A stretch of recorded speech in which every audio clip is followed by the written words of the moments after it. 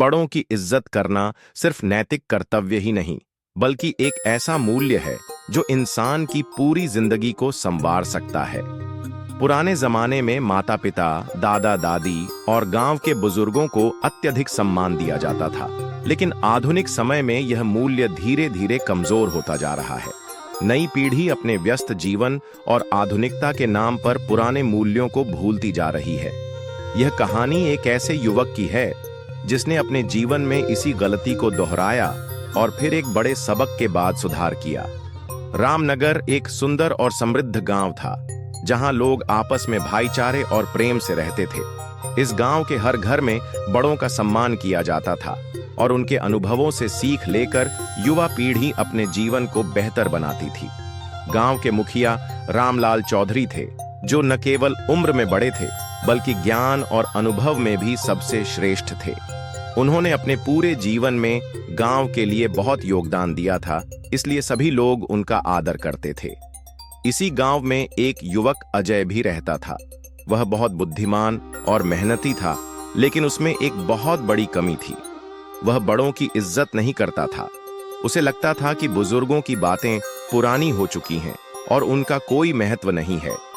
अजय ने शहर में पढ़ाई की थी और आधुनिक विचारों से प्रभावित हो गया था। उसने सोचा कि अब जमाना बदल गया है और केवल विज्ञान और तर्क से ही सफल हुआ जा सकता है।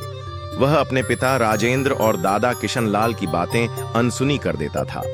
जब वे उसे जिंदगी के अनुभवों के बारे में बताते, तो वह हंसकर कहता, ये सब पुरानी बातें हैं, अब दुनिया आगे बढ़ गई है। गांव के अन्य लोग भी अजय की इस सोच को देखकर दुखी होते थे, लेकिन कोई भी उसे समझाने की कोशिश नहीं करता, क्योंकि वह उनकी बातों को नजरअंदाज कर देता था।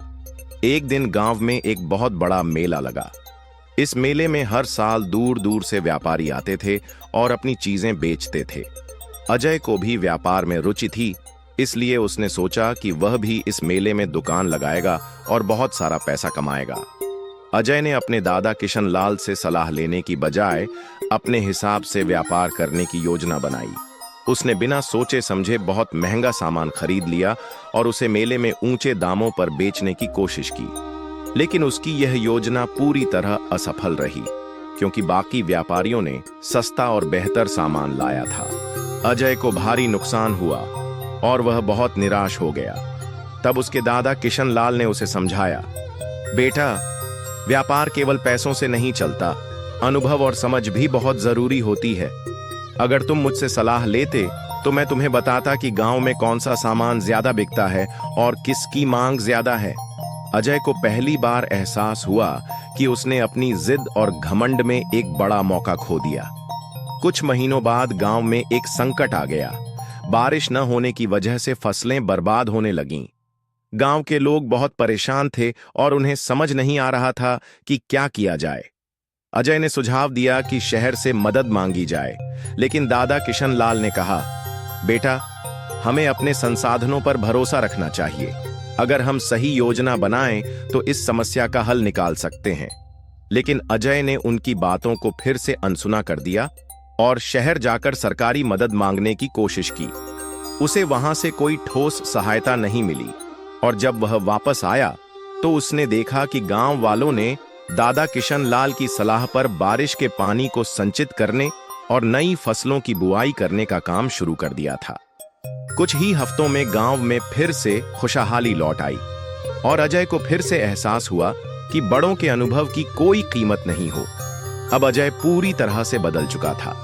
उसने महसूस किया कि अनुभव और ज्ञान केवल किताबों में नहीं, बल्कि बुजुर्गों की बातों में भी छिपा होता है। उसने अपने पिता और दादा की बातें ध्यान से सुननी शुरू कर दी और उनके अनुसार काम करने लगा। धीरे धीरे वह गांव का सबसे सफल व्यापारी बन गया, क्योंकि अब वह अनुभव के साथ निर्णय लेता था।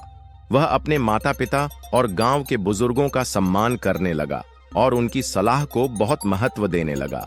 एक दिन गांव में एक नई समस्या आई।